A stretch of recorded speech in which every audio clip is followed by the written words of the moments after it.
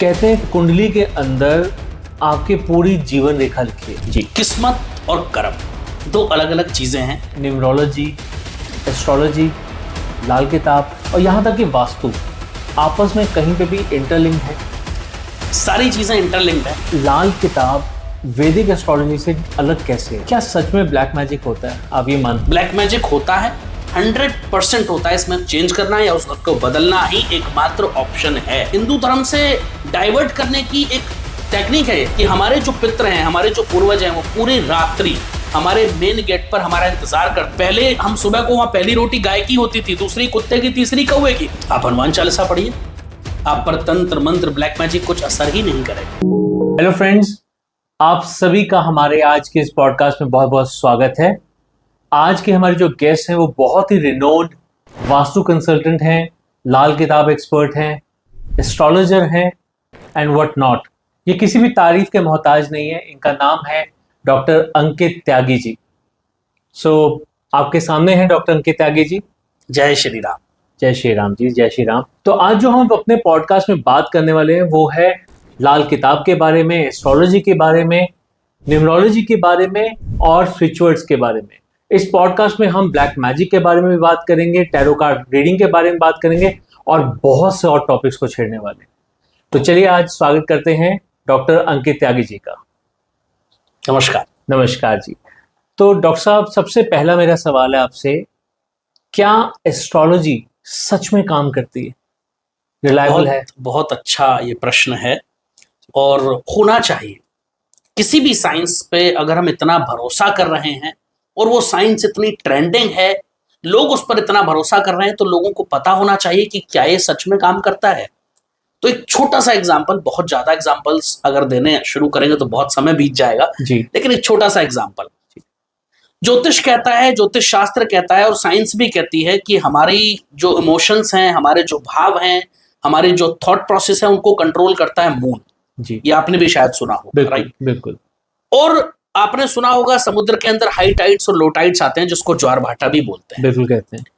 वो कब आते हैं? जब चंद्रमा और समुद्र पृथ्वी के बीच की दूरी सबसे कम होती है, तो चंद्रमा अपने ग्रेविटेशनल फोर्स के कारण उस पानी को अपनी तरफ अट्रैक्ट करता है। जिसकी वजह से वो पानी ऊपर उठता है। बिल्कुल। पानी को ही क्यों अट्रैक्ट करता है? मिट्टी के धूल के कुछ कण या पेड़ पौधों की पत्तियों को क्यों अट्रैक्ट नहीं करता? क्योंकि चंद्रमा पानी का कारक बताया गया है ज्योतिष के अंदर जी। तो ज्योतिष बहुत साइंटिफिक है जी। दूसरी चीज, जब वो इतने बड़े समुद्र को हिला सकता है, तो क्या हमें नहीं लगता कि हमारे घर में जो आरओ के अंदर पानी या वाटर जग के अंदर पानी या बॉटल के अंदर, उस पर इफेक्ट नहीं पड़ता होगा? बिल्कुल पड़ता है। 100% पड़ता है। अगर हम उसको माइक्रोमीटर से नापें तो निश्चित रूप से आपको उसमें हलचल देखने को मिलेगी। क्वांटिटी कम है इसलिए हम अपनी आंखों से नहीं देख पाते। अब ह्यूमन बॉडी जिसमें लगभग 70% पानी है, क्या आपको लगता है ह्यूमन बॉडी पर उस मून का इफेक्ट नहीं पड़ेगा? बिल्कुल 100% पड़ेगा। ह्यूमन ब्रेन जिसके अंदर 80 to 90% लिक्विड्स और वाटर है, क्या आपको लगता है उस पर प्रभाव नहीं पड़ेगा? पड़ता है। कितने सारे लोग हमारे पास ऐसे हैं, एक नहीं लाखों एग्जांपल्स में दे सकता हूं, जिनको अमावस्या या पूर्णिमा के दिन मूड स्विंग्स होते हैं। आपने भी सुना होगा। बिल्कुल। क्यों हो जाते हैं? कितने लोग ऐसे हैं जिनकी एंजाइटी बढ़ जाती है उस दिन, क्योंकि उस दिन अगर उनका चंद्रमा वीक है तो उस दिन चंद्रमा का इफेक्ट उन पर ज्यादा होगा, और जब ज्यादा होगा तो उनको मूड स्विंग्स होंगे, एंजाइटी बढ़ जाएगी। तो दैट कंट्रोल्स। तो जब वो चंद्रमा, जो लोग बोलते हैं कि इतने लाखों करोड़ों मील दूर बैठे हुए ग्रह हमें कैसे इंपैक्ट कर सकते हैं, कैसे हमारा चंद्रमा शनि सूर्य कुछ बिगाड़ सकते हैं, कैसे हमारा अच्छा कर सकते हैं, उन लोगों के लिए बहुत आसान सा ये जवाब है कि जब वो इतने बड़े वाटर लेवल को हिला सकते हैं तो वो इंसान को भी इफेक्ट कर सकते हैं। ये डेफिनेट। बहुत अच्छे से आपने समझाया। एक चंद्र के माध्यम से आपने पूरी की पूरी कुंडली के सत्य के बारे में बहुत अच्छे से एक्सप्लेन किया। अब मेरे एक सवाल और आता है, कहते हैं कुंडली के अंदर आपके पूरी जीवन रेखा लिखी है, तो क्या कहना चाहिए, ये कर्म प्रधान है या फिर ये किस्मत है? जी। किस्मत और कर्म दो अलग अलग चीजें हैं, लेकिन एक दूसरे से पूरी तरह से जुड़ी हुई है। इसमें कोई दो राय हो ही नहीं सकते हैं। एक इंसान बहुत मेहनत करता है और जीवन भर पत्थर ढोता रहता है। क्यों? क्या आपको नहीं लगता कि एक सॉफ्टवेयर इंजीनियर या एक डॉक्टर से ज्यादा मेहनत एक पत्थर ढोने वाला करता है? हर किसी को लगता होगा। लेकिन वो 500-700 रुपए या जो भी उसकी दिन की दिहाड़ी है उससे ज्यादा नहीं कमा पाता। वहीं एक अच्छा रिनोन्ड एस्ट्रोलॉजर एक अच्छा रिनोन डॉक्टर, एक सॉफ्टवेयर इंजीनियर या एक मोटिवेशनल स्पीकर केवल एक घंटे के स्पीच के लाखों रुपए चार्ज कर लेता है। तो क्या हम इसको किस्मत नहीं कहेंगे? बिल्कुल कहेंगे। अब आप कह सकते हैं कि उनके पास तो टैलेंट है, वो तो स्किल्ड है, लेकिन वो नॉन स्किल्ड है, तो ये डिफरेंस होता है। लेकिन कहीं ना कहीं किस्मत जुड़ी होती है। और मैं हमेशा से एक चीज बोलता रहा हूं, जब से मैंने एस्ट्रोलॉजी शुरू की आज तक मैं ये बात बोलता हूं कि हमारे जीवन में दोनों का महत्व इक्वल है। 50% हमारे कर्म और 50% हमारे ग्रह नक्षत्र दोनों मिलकर के हमारे भाग्य का निर्धारण करते हैं। अगर हम दोनों में से किसी एक पर कंप्लीटली रिलाय हो जाएंगे तो कभी भी हम जीवन में सफल नहीं हो सकते। एस्ट्रोलॉजी बहुत जरूरी है, ये गाइडेंस की तरह काम करती है और हमारे भाग्य के बारे में हमें बताती है कि हमारे जीवन में कब क्या हो सकता है, ताकि हम सावधानियां बरतते हुए उस समय को अच्छे से जी सकें। और अगर हमारा अच्छा समय आने वाला है तो हम ज्यादा मेहनत करके उसमें ज्यादा रिजल्ट ले सकें। अगर कैसा हो कि आपको पता है कि कल का दिन आपका बहुत अच्छा है, तो क्या आप नहीं चाहेंगे कि कल हम बहुत मेहनत करें और अच्छे रिजल्ट्स ले लें? बिल्कुल चाहेंगे। परसों के लिए अगर मैं कहूं आप ट्रैवल मत करना, आपके लिए रिस्की हो सकता है, तो आप क्यों रिस्क लेंगे? बिल्कुल। तो इसलिए दोनों इक्वल हैं। चलिए, बहुत अच्छे से समझाया आपने। एक चीज अब मेरे दिमाग में और आती है कि क्या tarot card reading, numerology, astrology, Lal Kitab और यहां तक कि वास्तु आपस में कहीं पे भी इंटरलिंक्ड है? सारी चीजें इंटरलिंक्ड हैं एक्सेप्ट टैरो। थोड़ा सा एक्सप्लेन कर दीजिए। क्षमा कीजिएगा, मेरा किसी को डिमोटिवेट करने का कोई इरादा नहीं है, लेकिन टैरो के पीछे कोई साइंस नहीं, कोई लॉजिक नहीं।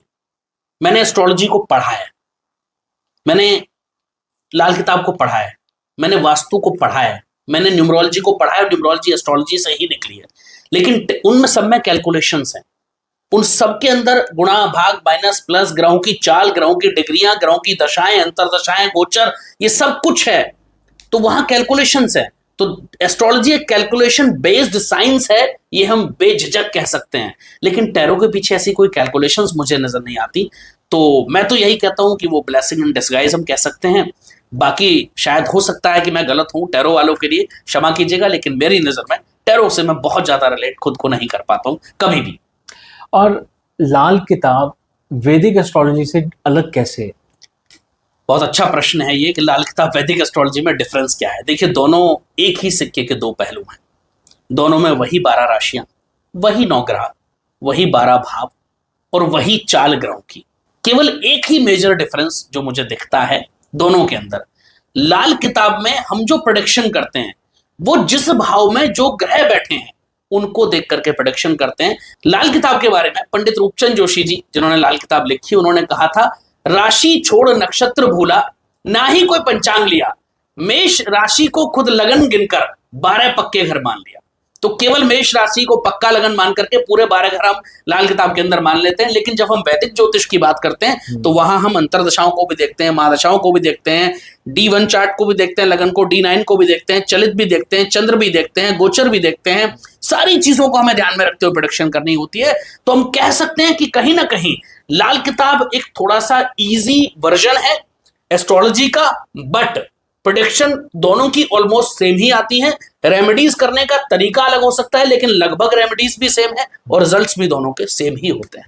तो डॉक्टर साहब, एक बात मैं जानना चाहूंगा कि मान लीजिए कोई एस्ट्रोलॉजी सीखना चाहता है, आपने कहा कि लाल किताब को सीखना ज्यादा आसान है, थोड़ा सा एज कंपेयर टू एस्ट्रोलॉजी, दोनों में से कंपैरिजन में लाल किताब सीखना ज्यादा आसान है। पर क्या उसे लाल किताब को सीखने के लिए या एस्ट्रोलॉजी को सीखने के लिए क्या बेसिक नॉलेज पहले चाहिए, जो कि हम नॉर्मल वैदिक एस्ट्रोलॉजी में जानते हैं? जैसे कि हमें पहले से मालूम होना चाहिए कौन से ग्रह होते हैं, कौन से नक्षत्र होते हैं, कौन सी राशियां होती हैं, एटलीस्ट नाम पता होना चाहिए, उनके सीरियल ऑर्डर पता होना चाहिए। क्या ये चीज़ें पहले से ज्ञान होगा तभी हम लाल किताब अच्छे से सीख पाएंगे, या फिर लाल किताब में सीधा से एनरोल किया जा सकता है? देखिए, दोनों के लिए, चाहे वो वैदिक ज्योतिष की हम बात करें, चाहे वो लाल किताब की हम बात करें, नॉलेज तो दोनों के लिए ही जरूरी है। लेकिन कोई भी इस दुनिया में सीख करके पैदा नहीं होता है, हर इंसान यहीं से सीखता है। जी। तो मैं कहता हूं कि जब जागो तब सवेरा, कभी लेट नहीं है इस जीवन में सीखने के लिए। तो अगर आप आज से शुरुआत करें, चाहे आप लाल किताब से करें, चाहे आप वैदिक ज्योतिष से करें, अगर आपको कुछ नॉलेज नहीं है, कोई जानकारी नहीं है ग्रहों की, नक्षत्रों की, तो शुरुआत तो आपको बेसिक से ही करनी पड़ेगी, इसमें कोई डाउट नहीं है। लेकिन दोनों की शुरुआत की जा सकती है और दोनों में आगे बढ़ा जा सकता है, ये सत्य है। तो जब आप लाल किताब सिखाते हैं तो आप वो बेसिक नॉलेज भी देते हैं? 100%। मतलब हम अगर मान के चलें कि आपके पास पहुंचे हैं तो आप शुरुआत से ही शुरुआत करेंगे? एक बच्चा, अगर एक व्यक्ति हमारे पास कोई सीखने आ रहा है जिसको ज्योतिष का पता ही नहीं है, ABCD भी, हम वहां से शुरुआत करते हैं। चलिए, ये बहुत अच्छी चीज हुई, क्योंकि बहुत से लोग इस चीज को लेकर कंफ्यूज होते हैं कि हमें बेसिक चीजों तो मालूम हो तभी हम एनरोल कराएंगे।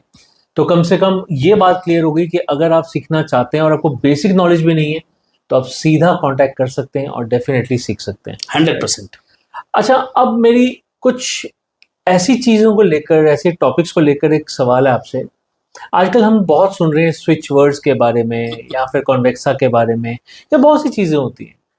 आपका इस बारे में क्या ख्याल है?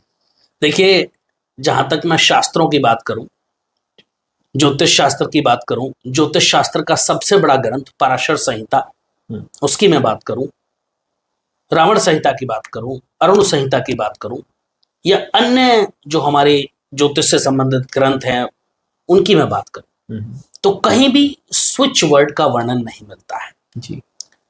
जैसा मैंने सुना, मैंने कभी पढ़ा नहीं उस चीज को, लेकिन लोग ऐसा बोलते हैं कि इटली में इस चीज का वर्णन है, इटालियन स्विच वर्ड्स हैं। मैंने इटालियन एस्ट्रोलॉजी नहीं सीखी, so I have no idea about it. तो मुझे कहीं ना कहीं ये लगता है कि क्या हमारे शास्त्रों में कोई कमी रह गई कि हमें इटालियन स्विच वर्ड्स का यूज करना पड़े? क्षमा कीजिएगा मुझे। नहीं। दूसरी चीज, हम इसको दो तरीके से देख सकते हैं जी। पहला तरीका कि शायद हमें अब भारतीय ज्योतिष पर भरोसा नहीं रहा, इसलिए हमें स्विच वर्ड्स की जरूरत पड़ रही है। जी। उन स्विच वर्ड्स की जगह अगर हम अपने वैदिक मंत्रों को अपने जीवन में उतारें तो क्या आपको नहीं लगता कि ज्यादा सफलता मिलेगी? बिल्कुल नहीं। आप कहते हैं कि कोई भी स्विच वर्ड आप बोलिएगा, ABCD कुछ भी हो सकता है, उससे पैसा आएगा। मैं कहता हूं आप अपनी दुकान पर बैठे हो, आप बोलेगा ओम महालक्ष्मी नमः, ओम महालक्ष्मी नमः, ओम महालक्ष्मी नमः, मनी मन बोलिए, मैं देखता हूं कैसे पैसा नहीं आता साहब, पैसा बरसेगा साहब। आप करके तो देखिए, आपका भाव होना चाहिए। मैं हमेशा एक चीज और बोलता हूं कि भगवान हमारे भाव के भूखे होते हैं, ड्रामे के नहीं। तो जरूरी नहीं है कि आप 4 धूप बत्ती लगा के या 2 किलो देसी घी लगा के हवन करें तभी भगवान खुश होंगे। बिल्कुल डेफिनेटली करना चाहिए, वो हमारी परंपरा का एक हिस्सा है, उसके खिलाफ बिल्कुल नहीं हूं, मैं करना चाहिए, मैं खुद भी करता हूं। लेकिन अगर हमारे पास समय नहीं है तो हम भगवान का केवल नाम लेकर के ही जीवन का पार लगा सकते हैं। और रामचरितमानस में तो एक बात भी कही गई है, कलयुग केवल नाम आधारा, सुमर सुमर नर उतरहि पहरा। कलयुग में तो केवल नाम ही आधार है, तो भगवान का नाम लेने मात्र से हमारे संकटों का नाश हो जाता है। ये मैं नहीं कह रहा, ये शास्त्र कह रहे हैं, ये पुराण कह रहे हैं। तो अगर आप वो उन स्विच वर्ड्स की जगह आप अपने भगवान को याद कीजिए। आप जिस भी भगवान को मानते हैं, सब भगवान एक है, आप जिस भी रूप में उनको मानते हैं आप उसी रूप में उनका ध्यान कीजिए। देखिए आपकी कैसे हेल्प नहीं होती। आपका व्यापार नहीं चल रहा, आप जाइए गणपति जी को 7 बुधवार लगातार पान का भोग लगाइए, दूर्वा घास अर्पित कीजिए और ओम गंग गणपतये नमः का जाप कीजिए लगातार 108 बार। देखो आपका व्यापार दौड़ने लगेगा, क्योंकि आपका बुद्ध मजबूत हो जाएगा, और बुद्ध मजबूत होगा तो आपका व्यापार मजबूत होगा, आपकी वाणी मजबूत होगी। इन चीजों को हम अगर ऐसे रिलेट करें तो ज्यादा बेहतर है। क्यों जरूरत पड़ रही है हमें आखिर इटालियन स्विच वर्ड्स पर जाने की? कल हम ये भी कह सकते हैं कि कहीं और किसी और कंट्री में हम जाएं जिस सभ्यता को हम शायद जानते भी नहीं है, कल वहां से कुछ लोग नया ले आएंगे और फिर बोलेंगे अब ये करना शुरू करो।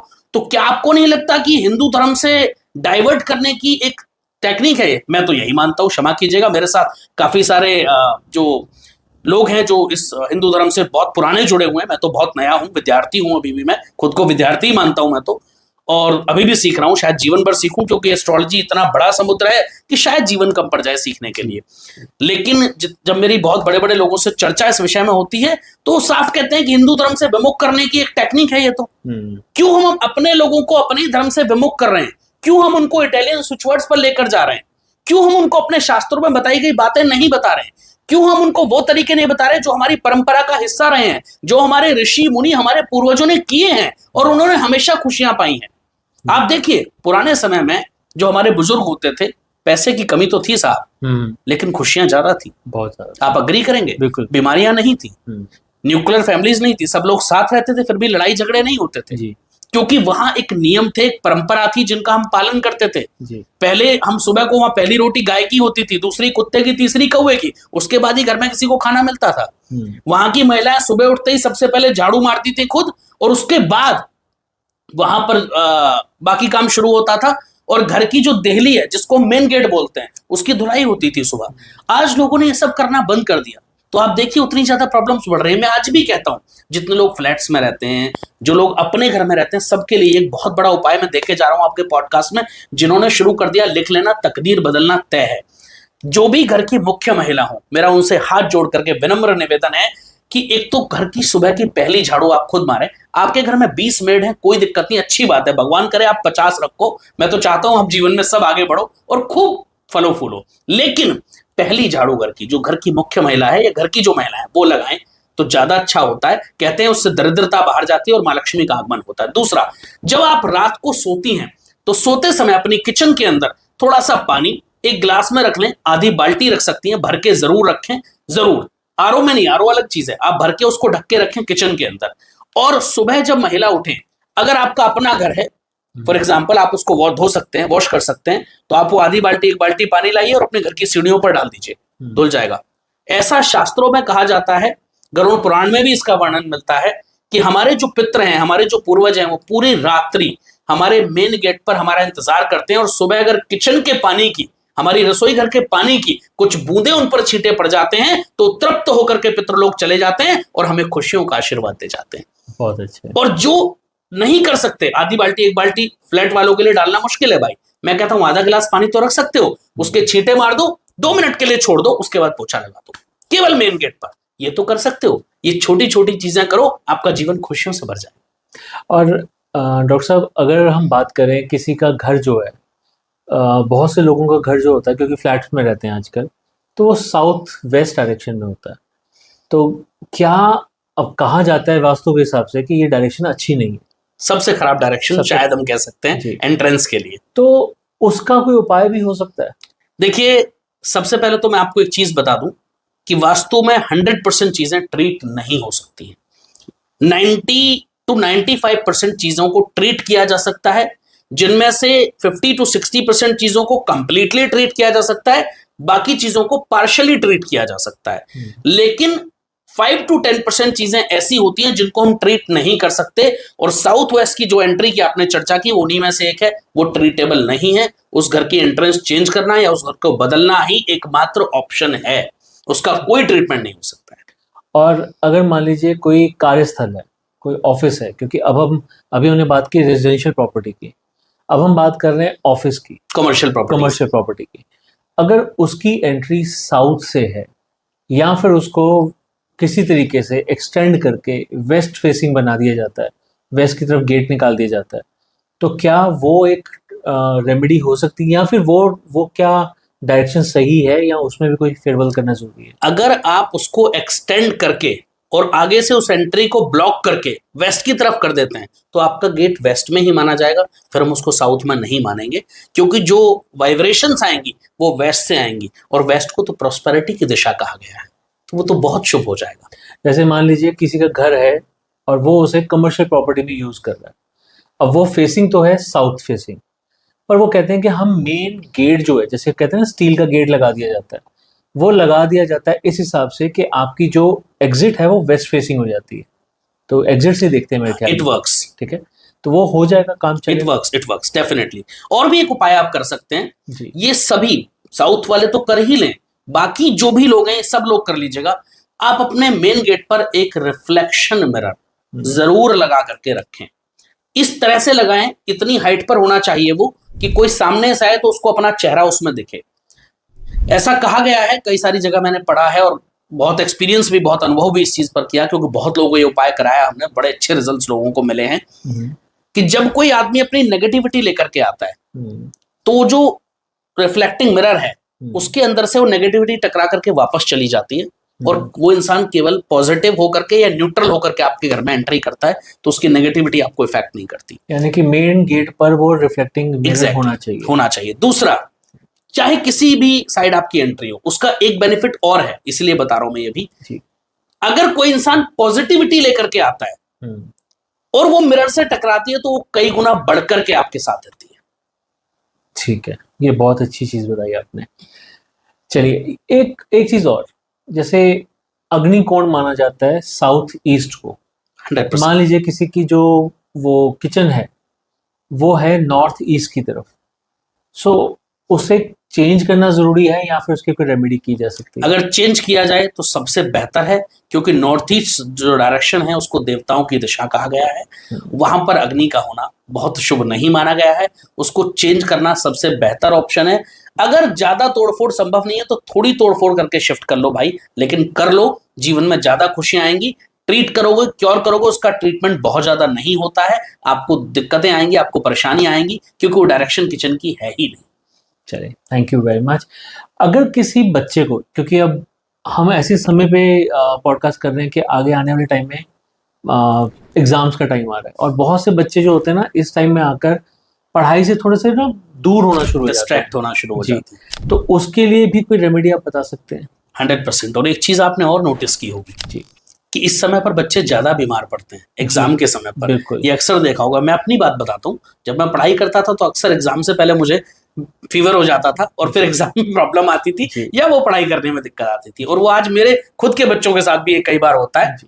तो डेफिनेट है, ऐसे समय में सबसे जरूरी है कि आप अपने बच्चे को नेगेटिविटी से बचाएं। नो डाउट, मैं हमेशा एक चीज बोलता हूं कि आप सप्ताह में एक बार, केवल सैटरडे ये उपाय करें। एक मुट्ठी नमक लें, जो भी नमक आप घर में यूज करते हैं, जो भी नमक खाते हैं, कोई प्रॉब्लम नहीं। एक मुट्ठी नमक, उनकी मम्मा कर सकती हैं ये उपाय, बच्चा अगर बड़ा है तो खुद भी कर सकता है। एक मुट्ठी नमक लें, उस बच्चे के सर के ऊपर से 7 बार घुमाएं एंटी क्लॉकवाइज, घड़ी की विपरीत दिशा में, और उसको फ्लश कर दें। ठीक है। बच्चा भी कर सकता है, उसकी मम्मा भी कर सकती है, पापा भी कर सकते हैं, यानी पेरेंट्स भी कर सकते हैं, कोई प्रॉब्लम नहीं, कोई भी कर सकता है। बड़े बहन भाई हो वो भी कर सकते हैं, कोई प्रॉब्लम नहीं है। ये सप्ताह में एक बार जरूर करें। इससे जो नेगेटिविटी है, जो नकारात्मकता है, जो नजर दोष है, वो आपके बच्चे से दूर रहेगा और आपका बच्चा हेल्दी रहेगा। और कहते हैं कि स्वस्थ शरीर में ही स्वस्थ मस्तिष्क का, यानी हेल्दी माइंड का निवास होता है।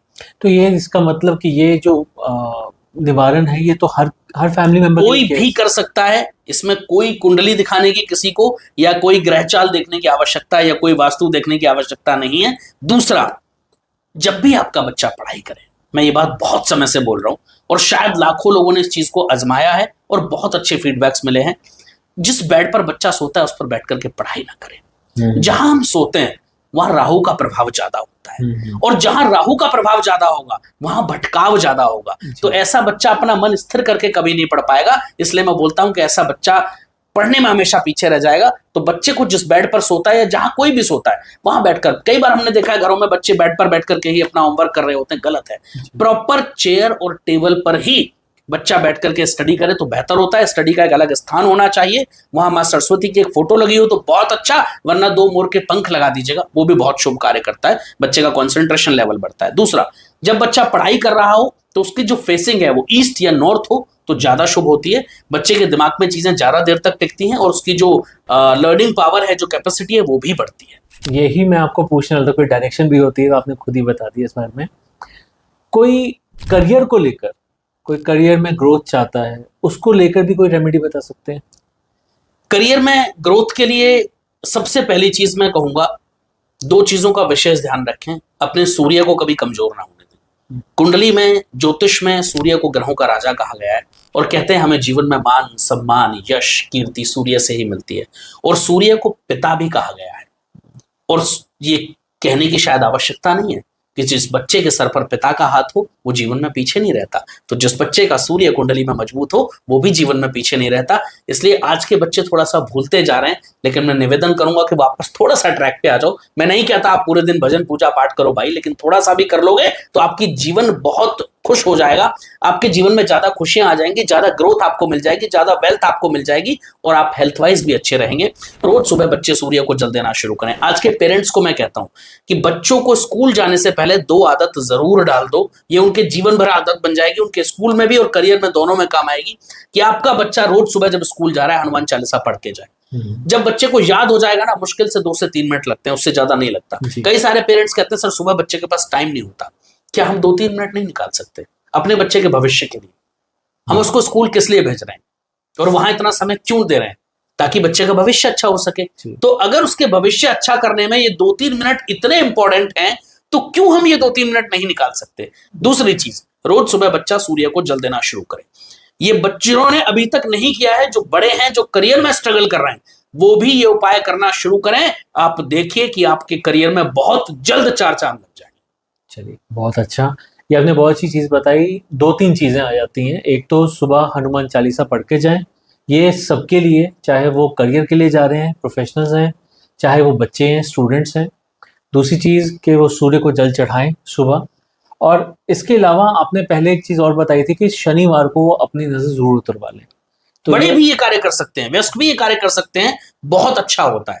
क्योंकि कहीं ना कहीं नेगेटिविटी का अस्तित्व भी उतना ही है जितना पॉजिटिविटी का है। जी, तो हम जगह जगह से गुजरते हैं, हर जगह का ऑरा, हर जगह की वाइब्रेशंस अलग अलग होती हैं। कहीं बहुत पॉजिटिव, आप किसी मंदिर में जाओ, बड़ी पॉजिटिव वाइब्रेशंस होती हैं। वहीं आप कहीं जाओ जहां किसी की डेथ हो गई हो, आप जानते भी नहीं हो और वहां से गुजर रहे हो, उस समय वहां का ऑरा आप फील करो तो कितना नेगेटिव होता है। बिल्कुल। तो आप उस नेगेटिविटी से बचे रहते हैं, क्योंकि ये तो जीवन का नियम है, नेगेटिव चीजें आपको मिलेंगी, उसको आप टाल नहीं सकते, उसको आप खत्म नहीं कर सकते अपने जीवन से, क्योंकि उसका अस्तित्व है दुनिया में। जी। तो आप उससे दूर रह सकते हैं। कैसे बच सकते हैं? दूसरी चीज, फॉर एग्जाम्पल एक पानी का गिलास लेते हैं और अगर हम उसको आधा पानी से भरें तो बाकी आधे गिलास में क्या होगा? हवा होगी। जी। वैसे ही अगर हमारे जीवन में पॉजिटिविटी कम होगी तो नेगेटिविटी बढ़ेगी। तो क्यों ना हम ऐसा कुछ करें कि हम नेगेटिविटी को टिकने ही ना दें और हमारे जीवन में, हमारे शरीर में केवल पॉजिटिविटी हो, तो हमारा ऑरा बहुत पॉजिटिव हो जाएगा, लोग हमसे इन्फ्लुएंस होंगे, लोग हमारी तरफ अट्रैक्ट होंगे और हम कन्विंस कर पाएंगे लोगों को। और आने वाला जो जनरेशन है, जो आज का यूथ का जो करियर है, वो कन्विंसिंग से ही चल रहा है। बिल्कुल। वहां कन्विंसिंग पावर का मेन रोल है। बिल्कुल। तो क्यों ना हम इसको बढ़ाएं। बिल्कुल बढ़ाएं, बिल्कुल बढ़ाएं। कुछ रेमेडीज हेल्थ को लेकर, बहुत से लोग हेल्थ को लेकर बहुत परेशान हैं। आप जानते हैं स्मॉग का इशू आ जाता है, पोल्यूशन का इशू आ जाता है।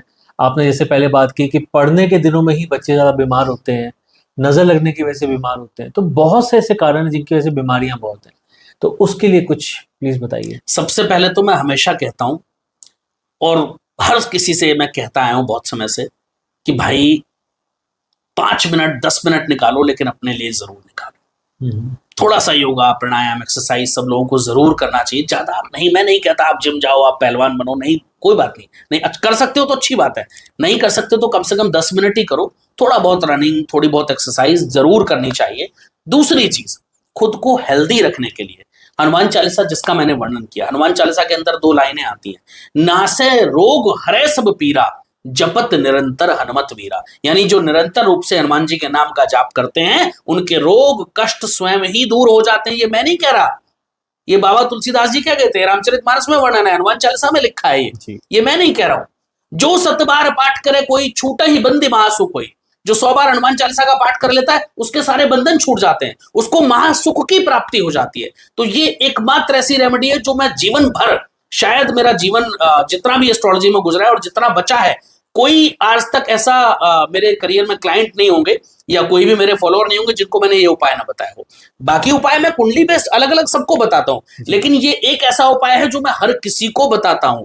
तो ये जरूर करने की आदत डालो भाई, ये बहुत जरूरी है। दूसरी चीज, हेल्दी रहने के लिए सबसे ज्यादा जरूरी है कि अपनी सोच को हेल्दी रखें। आजकल जो बीमारियां हैं वो बॉडी से ज्यादा माइंड की बढ़ रही हैं। डिप्रेशन बढ़ रहा है, एंजाइटी बढ़ रही है, लोगों का फ्रस्ट्रेशन लेवल बढ़ रहा है। इसी की वजह से फिर ब्लड प्रेशर का इशू आ रहा है, हार्ट अटैक्स आ रहे हैं, इतनी सारी प्रॉब्लम्स हो रखी हैं। क्यों हो रही हैं? क्योंकि हमारा थॉट प्रोसेस बहुत वीक हो गया है। हम अपने आप को उतना स्ट्रांग नहीं रख पाते, छोटी छोटी चीजों पे डिप्रेशन में आ जाते हैं, छोटी छोटी प्रॉब्लम हमें परेशान कर देती हैं। क्या ये प्रॉब्लम पहले नहीं थी, लेकिन पहले भी इतनी जल्दी परेशान नहीं होते थे। आज हम लोगों से कट गए, अपनी चीजों को दूसरों से डिस्कस नहीं करते। तो अपने जीवन में कोई ना कोई ऐसा दोस्त, कोई ना कोई ऐसा रिश्तेदार, कोई ना कोई आपका घर का सदस्य ऐसा जरूर होना चाहिए जिनसे आप अपनी चीजों को डिस्कस कर सकते हैं। दूसरी चीज, अपने आप को अच्छा रखने के लिए आप चाहे 5 मिनट करें, 10 मिनट करें, आप प्राणायाम और साथ में मेडिटेशन रात को सोने से पहले 10 मिनट करना शुरू कर दो जी। You will feel the wonderful results. आप देखोगे, महसूस करोगे कि केवल वो 10 मिनट की मेडिटेशन आपके स्ट्रेस को खत्म कर देगी। आप सोना शुरू कर देंगे टाइम से, और जब आपकी नींद अच्छी होती है तो आपकी हेल्थ खुद ही अच्छी हो जाती है। केवल 10 मिनट। लोग पूछते हैं मेडिटेशन कैसे करें, क्या बोलें? आप जिस भी भगवान को जिस भी रूप में मानते हैं, उन्हीं के नाम का स्मरण कर लो, हो गई मेडिटेशन भाई। केवल ध्यान ही तो कंसंट्रेट करना है। पहले 10 दिन, 15 दिन, 20 दिन नहीं होगा, प्रॉब्लम आएगी, माइंड इधर उधर भागेगा, धीरे धीरे आदत पड़ जाएगी। बहुत ईजी है। तो ये करना शुरू करें, हनुमान चालीसा पढ़ें। और एक चीज मैं और कहूंगा, सुबह जब भी अपने घर से आप बाहर जाएं, सबसे पहले अपने सीधा पैर, राइट लेग ही हमेशा बाहर रखें। ये आदत बनाएं। आपके करियर, हेल्थ और वेल्थ तीनों के लिए रामबाण उपाय है। चलिए, बहुत अच्छा। थोड़ा सा मनी, क्योंकि बहुत से लोगों के साथ प्रॉब्लम ये भी चल रही है कि कोई कोई ना कोई लोन में फंसे हुए हैं और उसके लिए अपनी प्रॉपर्टी बेचना चाहते हैं, पर प्रॉपर्टी बिकती नहीं है। और मैंने ना कई कमेंट्स में ये भी देखा हुआ है कि बहुत से लोग कहते हैं कि आधी अधूरी रेमेडी बताई जाती है। तो इसके लिए कोई अच्छी सी रेमेडी बताइए प्लीज। अगर किसी की भी प्रॉपर्टी नहीं बिक रही है और अटकी हुई है, बहुत कोशिश कर रहे हैं आप, 1.25 किलो चने की दाल ले लेना और उसको आप संडे की रात को पानी में भिगो देना। मंडे सुबह सुबह उठना, थोड़ा जल्दी उठ जाना उस दिन, लगभग अगर हो सके तो 3 बजे के आसपास उठ जाना सुबह। उसको मिक्सी में ग्राइंड कर लेना चने की दाल को, हल्का सा 2 चम्मच दूध उसमें डाल देना, आधा गिलास भी डाल सकते हो, कोई प्रॉब्लम नहीं है। और थोड़ा सा गंगाजल 2 बूंद जरूर डाल देना उसके अंदर, थोड़ा सा शहद डाल देना। वो दाल ले जा करके किसी भी पास के शिवालय में या शिव जी के मंदिर में आप भगवान शिव का अभिषेक उस दाल से करें। जैसे आप चंदन लगाते हैं ना, वैसे ही उस दाल को लगाएं और उसके बाद गंगाजल या दूध या शुद्ध जल से आप उसके बाद जल अर्पित कर दें, क्योंकि वो ज्यादा समय तक तो रहेगी नहीं दाल, वहां रहनी भी नहीं चाहिए। ये आप 3 सोमवार कर दीजिएगा। दूसरी चीज, जब वो दाल वहां आप उसको फिनिश ऑफ कर रहे हैं, उसको वहां जल चढ़ा रहे हैं, तो उसके बाद वो दाल बह जाएगी सब। तो थोड़ी सी दाल भगवान शिव की जो जलहरी होती है, जहां से दाल गिर रही हो वहां से जरा सी दाल आप ले आइएगा और जो जमीन आपको बेचनी है वहां जाकर के चुपचाप बिना किसी को बताए वो दाल मिट्टी खोद के गाड़। 3 सोमवार कर लेना, 3 महीने बाद बताना प्रॉपर्टी बिकी या नहीं बिकी।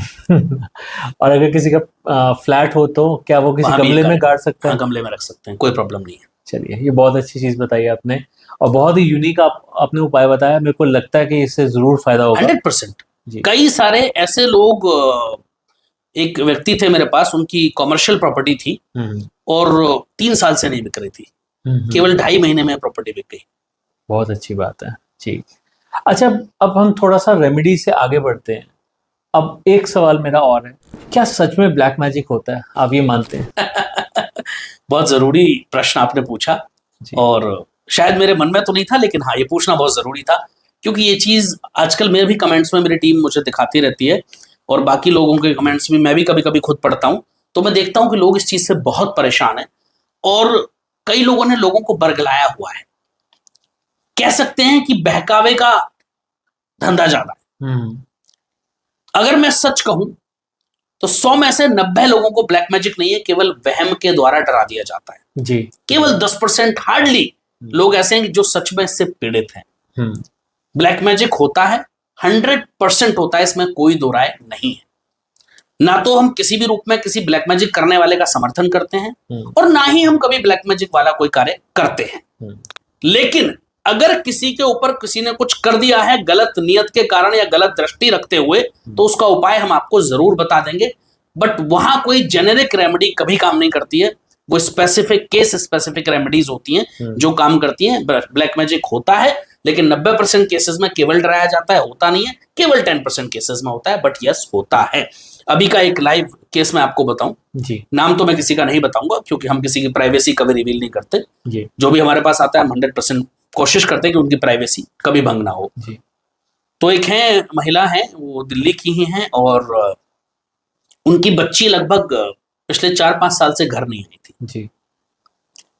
उनको हमारी एक बहुत पुरानी क्लाइंट है और मेरे से काफी उम्र में बड़ी है, बहन जी बोलता हूँ, वो भी मुझे भाई मानती हैं, रक्षाबंधन पे राखी भी भिजवाती हैं वो। तो वो उनको लेकर के आई मेरे पास। तो जब बच्ची का सारी डिटेल्स हमने देखी तो मैंने उनसे कहा ठीक है, मैं कल तक आपको बताऊंगा, क्योंकि ये चीजें कई बार जरूरी नहीं है कुंडली से देख पाए हम, कई बार पूजा पे बैठ करके भी चीजें हमें देखनी होती है। तो नेक्स्ट डे मैंने देखा, तब मैंने उनको फोन करके बताया कि आपकी बेटी जो है किसी लड़के के इन्फ्लुएंस में है और उसके ऊपर कुछ तंत्र क्रिया की गई है, ऐसा महसूस होता है।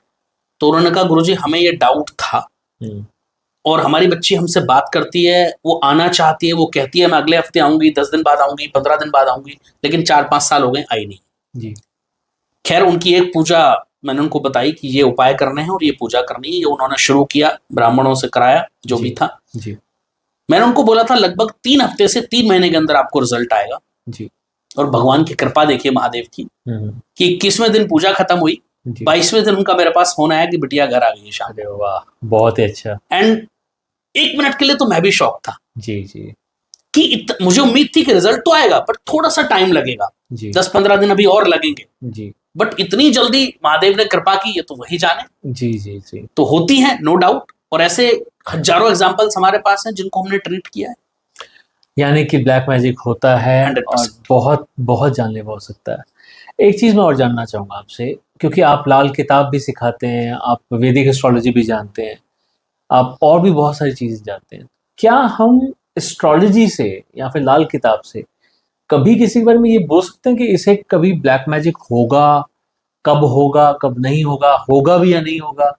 क्या ऐसा कभी प्रिडिक्ट किया जा सकता है? सत्य तो यह है कि लाल किताब से या ज्योतिष के माध्यम से, चाहे वो ज्योतिष का कोई भी प्रारूप हो, वो लाल किताब हो, नाड़ी एस्ट्रोलॉजी हो, केपी हो, रमल हो, या फिर वैदिक ज्योतिष हो, जी, केवल कुंडली देख करके हम ये कभी नहीं बता सकते कि किसी पे ब्लैक मैजिक किया हुआ है या होगा या नहीं होगा। कई लोग कुछ ग्रहों को, राहु को, शनि को इसका कारक मानते हैं, कई लोग अष्टम भाव को कुंडली के इसका कारक मानते हैं, कई लोग 6 हाउस को भी रिलेट करते हैं कुंडली के सब चीजों से, लेकिन वो हम केवल एक रिलेट कर सकते हैं, बट उसमें हम श्योर एंड शॉर्ट कभी नहीं कह सकते कि ये ब्लैक मैजिक हुआ है। ये कुंडली के माध्यम से देखना लगभग इम्पॉसिबल चीज है। इसका जो देखने का तरीका है वो थोड़ा डिफरेंट होता है, और वो वही लोग देख सकते हैं जिनके पास या तो कोई साधना हो, या कोई ऐसी सिद्धि हो, या प्रभु से उनका थोड़ा बहुत मेल, तो किसी का नहीं है प्रभु से, लेकिन प्रभु में उनकी थोड़ी बहुत आस्था हो, ताकि उनको ये चीजें रियलाइज होती हो। केवल वही लोग देख सकते हैं। अब एक प्रश्न और उठता है, आपने बताया कि देखो कभी किसी पे ब्लैक मैजिक हुआ है तो वो केस स्पेसिफिक है, उसके लिए रेमेडी केस स्पेसिफिक होती है, पर अगर किसी पे नहीं हुआ तो क्या ऐसी कोई रेमेडी है जो हमेशा करते रहना चाहिए ताकि वो कभी ब्लैक मैजिक से लिप्त ना हो? आप हनुमान चालीसा पढ़िए, आप पर तंत्र मंत्र ब्लैक मैजिक कुछ असर ही नहीं करेगा। और आप हनुमान चालीसा पढ़िए। अगर आपको लगता है कि छोटा मोटा प्रभाव भी है, आप दुर्गा सप्तशती का पाठ करना शुरू कीजिए रोजाना सुबह। अगर कुछ छोटा मोटा प्रभाव भी होगा तो खत्म हो जाएगा।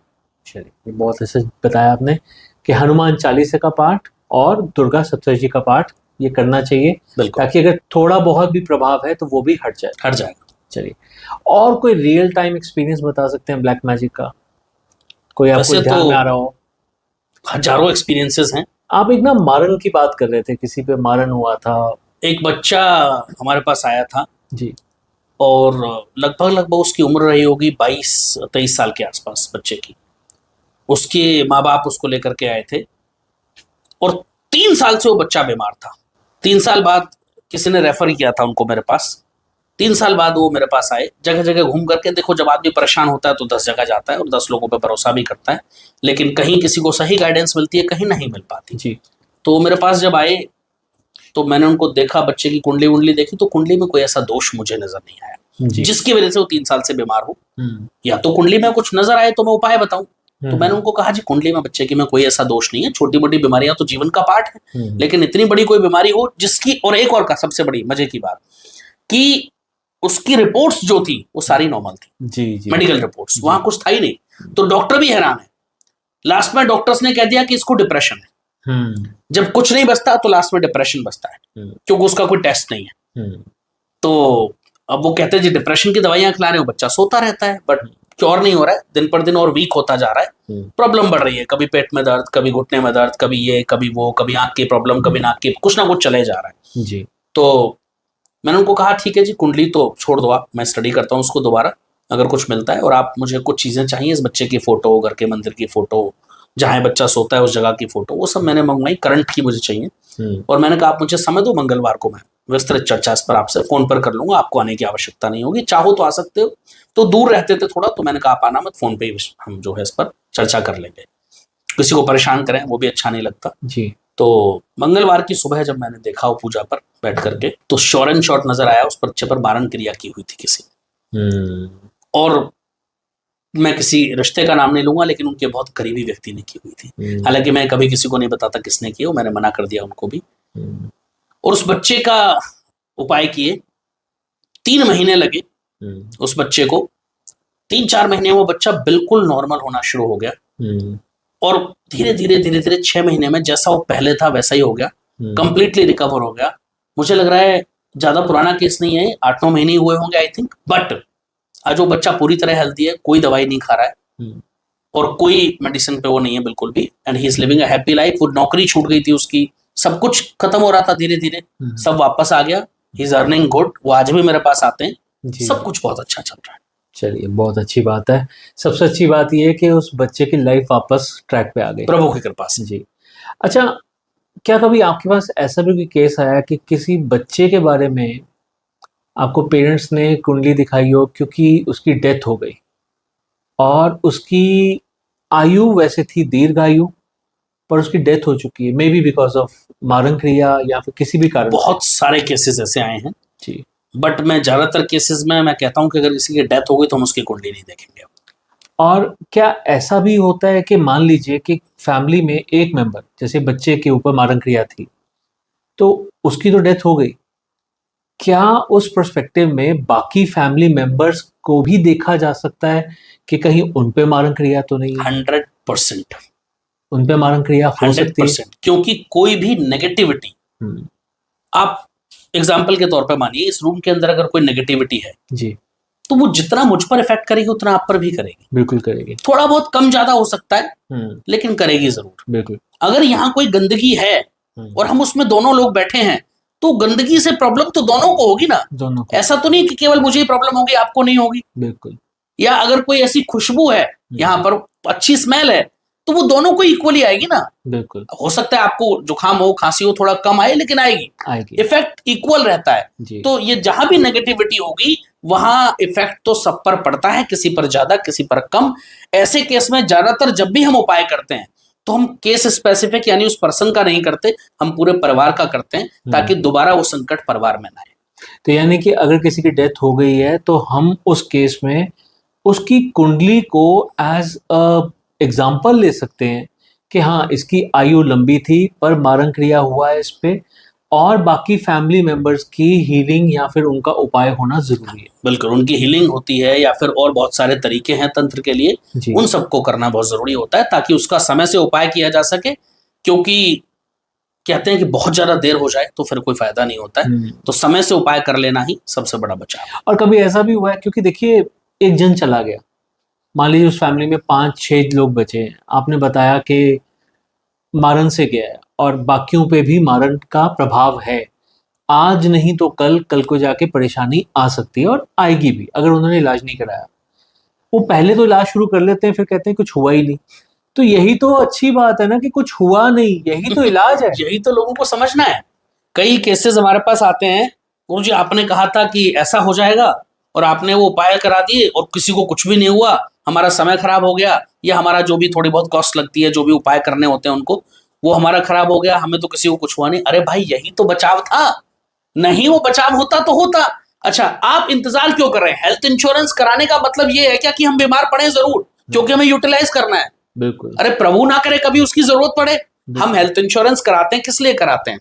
कि हमें कभी जरूरत पड़े तो यूटिलाइज कर सके, हमारा पैसा खर्च ना हो, इंश्योरेंस उसको देखे। और जब हम हेल्थ इंश्योरेंस लेते हैं तब भी हम ये कहते हैं भगवान न करे हमें कभी उसकी आवश्यकता पड़े। हाँ। तो ये तो अच्छी चीज है।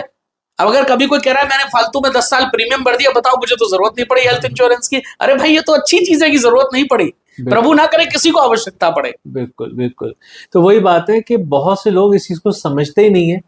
वो ये नहीं समझते कि आपका पैसा और आपका समय इतना इंपॉर्टेंट नहीं जितनी इंपॉर्टेंट आपकी जान है। Health, health. पुराने बुजुर्ग कहते थे जान है तो जहान है। बिल्कुल। Health is wealth. जी। सब कुछ है। अगर आपका हेल्थ अच्छी है तो आप जीवन में सब कुछ कर लोगे, वेल्थ दोबारा क्रिएट कर लोगे, दोबारा पैसा कमा लोगे, दोबारा सब खड़ा कर लोगे अगर आप डूब भी गए हो। लेकिन हेल्थ का अच्छा होना बहुत जरूरी है। अच्छा, एक चीज और, पहला सुख निरोगी काया, ये तो कहा गया है शास्त्रों में।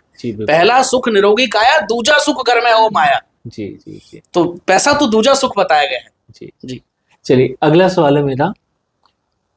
कहा जाता है कि दिवाली के दिनों में और होली के दिनों में इसका प्रभाव भी ज्यादा होता है और ज्यादातर लोग उतारे करते हैं, जिसकी वजह से कि वो दूसरों पे चढ़ जाता है। 100%।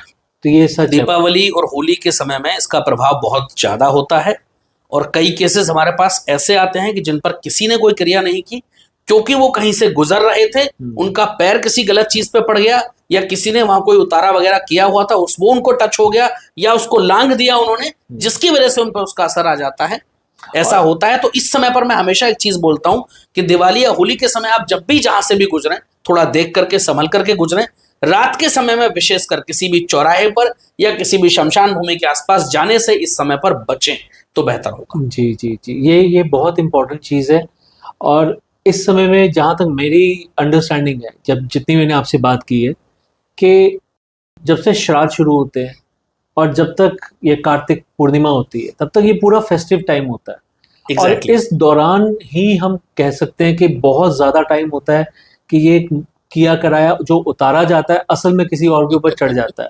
तो इस दौरान जो हीलर होता है या फिर जो तंत्र की काट कर रहा है, जैसे आप काट करते हैं, तो जो काट कर रहा होता है वो बहुत ही ज़्यादा बिजी होता है, ओवर ऑक्यूपाइड होता है कि इस समय में शायद वो ना इतना काम पूरा साल ना करता हो जितना ये 2 महीने में करता है। दीपावली और होली के समय तो आप विश्वास नहीं करेंगे कि अपॉइंटमेंट्स तक नहीं ले पाते हैं, जी इतना भी समय नहीं होता, और बहुत कम अपॉइंटमेंट्स हम अटेंड कर पाते हैं उस समय। क्यों? क्योंकि सब लोगों का कुछ ना कुछ चल रहा होता है, और वही समय होता है कि जब ये सब चीज़ें को बहुत ज़रूरी हो जाती हैं, क्योंकि उस समय जो ये शक्तियां होती हैं वो बहुत प्रबल हो जाती हैं। हम्म, और जब शक्तियां प्रबल होंगी, एक चीज हमेशा ध्यान रखना, किसी चीज को अट्रैक्ट करना भी उसी समय इजी है जब वो आपके सामने है, जी और उसको हटाना भी तभी इजी है जब वो आपके सामने है। जी अगर कोई चीज बहुत दूर है तो उसको जितना मुश्किल हटाना है उतना ही मुश्किल उसको लाना है। दूर से कोई इंसान चल के, अभी मैं किसी को फोन करूं बॉम्बे से, आपको मेरे पास आना है, तो उसको आने में भी समय लगेगा और उसको जाने में भी समय लगेगा। बिल्कुल लेकिन अगर कोई व्यक्ति मेरे घर के पड़ोस में रहता है, मैंने फोन किया आपको आना है, शायद कुछ सेकंड लगे या 1 मिनट लगे, वो व्यक्ति मेरे घर आता है और जाने में भी उतना ही समय, कम समय लगेगा। बिल्कुल तो इस समय पर दोनों ही चीजें करी जाती हैं। कुछ लोग जो गलत क्रियाओं को करते हैं, जो कभी नहीं करनी चाहिए, हम किसी भी कंडीशन में सपोर्ट नहीं करते इस चीज को, और हम कभी करते भी नहीं है, ना ही हम समर्थन करते हैं। मैं हमेशा बोलता हूं कि किसी का बुरा करने से जी कभी आपको खुशियां नहीं मिलेंगी। क्षणिक खुशी हो सकता है मिले, हो सकता है आपको पल 2 पल या कुछ दिन या कुछ महीने एहसास हो कि हम खुश हो गए किसी का बुरा करके, लेकिन ध्यान रखना ये जीवन है, यही भोग के जाना है। बिल्कुल पिछले किए कर्मों को तो अब भर रहे हैं हम, अब के कब भरेंगे? तो भाई क्यों ऐसे कार्य करने हैं, क्यों किसी का हित करना है कि हमें इसी जन्म में भोगना पड़े, और उस वजह से हमें डबल कष्ट होते हैं, जी। कई गुना ज्यादा कष्ट झेलने पड़ते हैं। तो ऐसा कार्य कभी मत करो, किसी का बुरा कभी मत सोचो। अब एक सवाल और है, जी। थोड़ा सा कंट्रोवर्शियल है, बट मैं उम्मीद करता हूँ कि हम उसका सही जवाब पा पाएं। पूरी रिगार्ड्स सालासर बालाजी को, बट बहुत बार ऐसा भी होता है कि जो किया कराया होता है, लोग कहते हैं कि हम वहां गए और हमारा जाकर वो सब कुछ किया कराया जो था वहां पर उतर गया। क्या ये बात सच है या इसके बाद भी बहुत कुछ होना बाकी होता है? देखिए, बालाजी महाराज को प्रणाम करता हूं मैं, उसी के बाद शुरुआत करता हूं। जी एकमात्र शक्ति है हमारे सनातन में, पहले तो हनुमान जी चिरंजीवी हैं, जी आज भी पृथ्वी पर भ्रमण करते हैं। जी माँ जानकी ने उनको आशीर्वाद दिया था, असवर दीन जानकी माता, जी राम रसायन तुम्हारे पासा, सदा रहो रघुपत के दासा। तो माँ जानकी जी ने आशीर्वाद दिया था कि आप हमेशा चिरंजीवी रहेंगे। चिरंजीवी का मतलब है ना उनकी उम्र बढ़ेगी और ना ही वो कभी इस पृथ्वी से जाएंगे जब तक ये पृथ्वी या कलयुग रहेगा। ठीक है, तो उनके बिना इन चीजों का इलाज करना संभव नहीं। दो ही शक्तियां हैं सनातन में जो इन चीजों को काट सकती हैं। पहली शक्ति है बालाजी महाराज की शक्ति, और दूसरी जो शक्ति है जिससे हम इन चीजों को काट सकते हैं वो है माँ, जो माता रानी है, माँ काली कह लीजिए आप उनको, या किसी भी रूप में। ये दो शक्तियां हैं। तीसरी चीज जो सबसे इंपॉर्टेंट है, शिव के बिना शक्ति अधूरी और शक्ति के बिना शिव अधूरे। बिल्कुल वो तो देवों के देव हैं। जी भगवान बालाजी महाराज की बात करें, हनुमान जी की बात करें, तो वो भी रुद्रावतार हैं। जी अगर हम माँ की बात करें, आदि शक्ति की बात करें, तो माँ का जो रूप है वो सभी देवताओं की शक्तियों से ही उत्पन्न हुई। जी तो कहीं ना कहीं उसमें भी अंश है महादेव का, उनके अंदर भी अंश है। तो महादेव के बिना तो सब कुछ अधूरा है। लेकिन कलयुग में दो प्रत्यक्ष शक्तियां हैं जो इन चीजों को काट सकती हैं, और इसका मैं पूर्ण रूप से समर्थन करता हूं। लेकिन अगर कोई कहता है कि मैं बालाजी गया, मेहंदीपुर बालाजी, सारासर बालाजी, और मुझे आराम नहीं मिला, तो कहीं ना कहीं गलती आपकी भी हो सकती है। मैं हमेशा से फिर बोलूंगा, एक बात जिक्र करूंगा जो हमेशा से बोलता आया हूं, भगवान हमारे भाव के भूखे होते हैं। अगर आप वो भाव भगवान के पास लेकर के नहीं जाओगे तो आपको कोई रिजल्ट नहीं मिलने वाला। आप रोज मंदिर जाओ, रोज 4 लोटा जल चढ़ा के आओ, लेकिन अगर आपका भाव नहीं है तो आपका जल चढ़ाना व्यर्थ है। आप आधा लोटा जल चढ़ाओ, 4 लोटा मत चढ़ाओ भाई, लेकिन आपका भाव वो सच्चा होना चाहिए। वो आप और प्रभु ही जाने, तीसरा कोई बीच में जान ना पाए उस भाव को। फिर आप देखो कैसे रिजल्ट्स मिलते हैं। दुनिया के सामने हम रोते हैं, दुनिया के सामने हम हाथ फैलाते हैं, दुनिया से उम्मीद करते हैं। अरे कभी उससे उम्मीद करके देखो ना। जितना लगाव हम अपने परिवार से करना चाहिए अपने बच्चों से, मैं मना नहीं करता, मत करो, मैं भी करता हूँ, सबको अपने परिवार से लगाव होता है भाई, होना भी चाहिए। लेकिन जितना लगाव हम करते हैं, क्या कभी उतना भगवान से कर पाए हैं? क्या भगवान में हम अंश देख पाए? एक छोटी सी कहानी मैं आपको बता दूं, अगर समय है तो। जी जी बिल्कुल बिल्कुल। लड्डू गोपाल जी आजकल बहुत लोग रखते हैं घर में जी। हालांकि सबके अपने अपने भाव हैं, लेकिन कई घरों में मैंने देखा है लोग प्याज लहसुन खाते हैं फिर भी उनको रखते हैं, नहीं रखना चाहिए। कई लोग कहते हैं जी हम उनको भगवान नहीं मानते, हम तो उनको भाई मानते हैं, तो हम जो खाएंगे वो भी वही खाएंगे। उन्हीं को भाई क्यों मान रहे हो? क्योंकि वो भगवान है, इसीलिए मान रहे हो ना। बिल्कुल। तो उनकी सेवा सात्विक होनी चाहिए, भगवान के रूप में होनी चाहिए। और जहां सात्विकता होती है उसका एग्जाम्पल, उसकी एक सच घटना मैं आपको बता रहा हूँ। जिनके साथ ये घटना हुई, इन महिलाओं को मैं जानता हूं पर्सनली, वो मेरी एक फॉलोअर हैं। उनके पति नहीं है, सिंगल पेरेंट्स हैं वो, और एक बिटिया है उनकी, अभी बिटिया की शादी हुई है कुछ महीने पहले जी। तो ये घटना है करीब 4 साल पुरानी। लड्डू गोपाल जी बहुत समय से उन्होंने अपने घर में लड्डू गोपाल जी को विराजमान किया हुआ है, और वो उनसे हर बात शेयर करती हैं। उनका कनेक्शन ऐसे जैसे अपने बेटे से होता है। भाव बड़े सच्चे हैं उनके, भाव की बात मैं बता रहा हूं। एक बार उनकी बच्ची कॉलेज गई और अचानक से बहुत आंधी तूफान आ गए उस दिन दोपहर को, बच्ची सुबह कॉलेज चली गई। और इतना, अब एक माँ है, माँ का दिल बहुत सॉफ्ट होता है बच्चे के लिए विशेषकर, और बिटिया हो और सिंगल पेरेंट्स हो तो थोड़ी भावुकता या थोड़ा डर बढ़ भी जाता है आज के समाज को या आज के परिप्रेक्ष्य को देखते हुए जी, आज की प्रॉब्लम्स को देखते हुए। तो माँ है, घबरा गई, किससे कहेंगी? लड्डू गोपाल जी के पास जाकर बोली, वृंदावनी भाषा बोलती हैं वो, अरे लल्ला तू यहाँ बैठो है, तेरी बहन वहां अकेली है, पता ना कैसे कैसे आएगी। और इतना बोल करके उनका तो भाव था, चली गई, परेशान घूमती रही, थोड़ा इधर उधर घूमी। आधे पौने घंटे बाद बच्ची बारिश में भीगती हुई आ गई। अब जैसे ही बच्ची आई, शाम का समय था, करीब 3 बजे के आसपास का, तो फटाफट उन्होंने बिटिया को बोला, बेटा पहले कपड़े चेंज करो क्योंकि भीग रहे हो, आप बीमार हो जाओगे। बादाम दिए उसको खाने के लिए, घर में मम्मा अक्सर करती है ना, जब हम भीग जाते तो बादाम देती थी खाने के लिए, वो सब दिया, चाय बनाई बिटिया के लिए, और बोला बेटा थोड़ी देर आप रेस्ट कर लो। तो मम्मा और वो बिटिया दोनों लेट गई। जैसे ही उनकी आंख लगी तो सपने में लड्डू गोपाल जी आए, कहने लगे, अम्मा तेने बहन के तो कपड़े बदल दिए, मेरे ना बदले, मैं अब तक भीगो बैठा हूं। उनकी आंख खुली और झट से वो मंदिर में गई, देखा तो लड्डू गोपाल जी के कपड़े भीगे हुए थे। क्या आज भी मेरे रोंगटे खड़े हो जाते हैं, और ये सच्ची घटना है, उनको मैं जानता हूं जिनके साथ ये घटा जी। उनके कपड़े भीगे हुए थे जी। वो रोने लगी, रोते रोते उनका मेरे पास फोन आया कि भैया ऐसे ऐसे बात होगी, आज गलती होगी। मेरे लड्डू गोपाल जी भीगे बैठे और रो रही बुरी तरह से, अश्रुओं की धारा नहीं थम रही। तो मैंने कहा कोई बात नहीं, अब रह गए, आपसे गलती हो गई, हो जाती है, आप उनसे कहो कि गलती हो गई, प्रभु माफ करो, और कपड़े उपड़े बदलो, उनको चाय का भोग जैसे बिटिया को लगाया वैसे उनको भी लगाओ, बादाम का भोग लगाओ, चाय का लगाओ, और गलती हुई है तो भाई पश्चाताप तो करना पड़ेगा, तो पश्चाताप करो, माफी मांगो, जो भी है, लेकिन भाव देखो। तो कहते हैं ना, ना जाने किस रूप में नारायण मिल जाए, प्रभु आते हैं और कब किसकी मदद किस रूप में करके चले जाते हैं हमें पता भी नहीं चलता। बहुत अच्छे, बहुत ये सत्य घटना है। बिल्कुल बिल्कुल। तो वो भाव रख के जाओ भगवान के पास, हो ही नहीं सकता आपके खाली आप लौट के आओ, मैं गारंटी के साथ कह सकता हूँ। चलिए, मतलब ये भाव है जो आपको ठीक करते हैं, आपका बिलीफ सिस्टम है जो आपको ठीक करता है।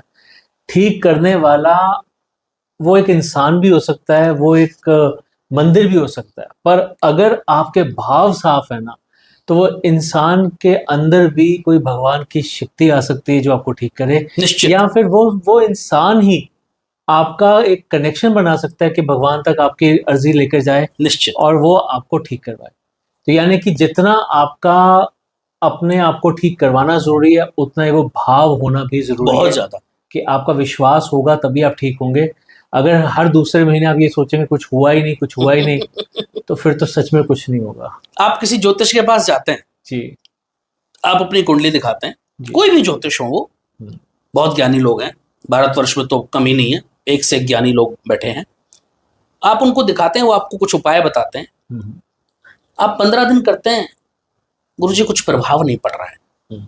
10 दिन करते हैं, कई लोग तो ऐसा नेक्स्ट डे, गुरुजी सच में कुछ हो जाएगा ना? तो ऐसे व्यक्तियों के लिए मैं एक ही बात बोलता हूँ, कभी नहीं होगा भाई, क्योंकि आपका बिलीव ही नहीं है उसमें। जो हमने उपाय आपको बताए, अच्छा उपाय हम जो बताते हैं वो ये तो बताते नहीं कि आप हमारे लिए कुछ करो। जो भी उपाय बताए जाते हैं वो सब शास्त्रों के अनुसार, आप पक्षियों को दाना डालो, आप कोई पूजा पाठ करो, कोई जाप कराओ, कुछ करो, जो भी शांति कराओ, जो भी हम पूजा पाठ के उपाय बताते हैं, तो उसमें सबसे ज्यादा जरूरी है आपका बिलीव। अगर वो नहीं है तो उन उपायों का लाभ नहीं मिलता है। अगर वो स्ट्रांग है तो उपाय बहुत जल्दी काम करते हैं। हमने लोगों को कुछ घंटे में भी रिजल्ट्स दिए हैं। बहुत सही बात बोली आपने कि सारी बात तो भाव की आती है। अब पता क्या है, लोग उस समय तो कहते हैं कि ठीक कर दो, पर उन्हें चाहे जितना मर्जी समझा दो ना कि ये आपको इतना समय करना पड़ेगा, इतना लंबा प्रोसेस है, पर वो तब भी उनके दिमाग में एक ही बात होती है, जादू की छड़ी घुमाएंगे और काम हो जाएगा। शास्त्रों में कहा गया है, जाकी रही भावना जैसी, प्रभु मुहूर्त देखी तन तैसी। बिल्कुल बिल्कुल। तो जिसकी जैसी भावना है वैसा ही उसको फल मिलता है। बहुत अच्छे, बहुत अच्छे। चलिए, आज डॉक्टर साहब आपसे बात करके बहुत ही अच्छा लगा, बहुत ही मजा आया। आज बहुत कुछ जानने को मिला है, बहुत सी रेमेडीज के बारे में जानने को मिला है, ब्लैक मैजिक के बारे में जानने को मिला है, कैसे ठीक किया जाता है, हमारी भावना कैसी होनी चाहिए ये पता चला है, लाल किताब के बारे में पता चला, क्योंकि आज तक लाल किताब के बारे में ज़्यादातर लोग रेमेडीज से ज़्यादा उसको बताते हैं, बट ये नहीं कुछ बताते। लोग तो ये भी कहते हैं कि लाल किताब केवल उपायों की किताब है। हाँ, यही लेकिन ये सत्य नहीं है जी। तो ये सीखना भी बहुत ज़रूरी है, क्योंकि देखो, आप एक्चुअली जानना चाहते हो कि आपकी लाइफ में लिखा क्या है, और चाहे आप अंग्रेजी की किताब पढ़ो, चाहे आप हिंदी की किताब पढ़ो, चाहे आप उर्दू किताब पढ़ो, अगर वही चीज़ लिखी है तो वही चीज़ निकल के सामने आएगी। डेफिनेट है। ठीक है, तो वो वही चीज़ आपने आज बहुत अच्छे से एक्सप्लेन की। सबसे बड़ी बात कि एस्ट्रोलॉजी काम करती है या नहीं करती, वो जैसे आपने चंद्र ग्रह के माध्यम से आपने समझाया, वो बहुत अच्छे से समझाया। मैं उम्मीद करता हूँ सबको बहुत अच्छे से समझ में आया होगा। और जिन लोगों का विश्वास नहीं है, अगर वो उस एग्जाम्पल को देखेंगे तो ज़रूर समझ पाएंगे कि सच में एस्ट्रोलॉजी काम करती है, क्योंकि ये एक मिथ नहीं है, ये सच में एक साइंस है। तो मैं उम्मीद करता हूँ कि ये पॉडकास्ट बहुत से लोगों के दिमाग में से बहुत से जो सवाल हैं उनको क्लियर करेगा, उनके विश्वास को लेकर आएगा, उनके बिलीफ सिस्टम को लेकर आएगा, और जो लोग भी ये ब्लैक मैजिक वगैरह चीज़ें करते हैं उनको भी रोकने में सहायक होगा, क्योंकि जो हम कल करके आए हैं वही हम आज भोग रहे हैं, जो हम आज कर रहे हैं वो कब भोगेंगे, जैसे आपने कहा था।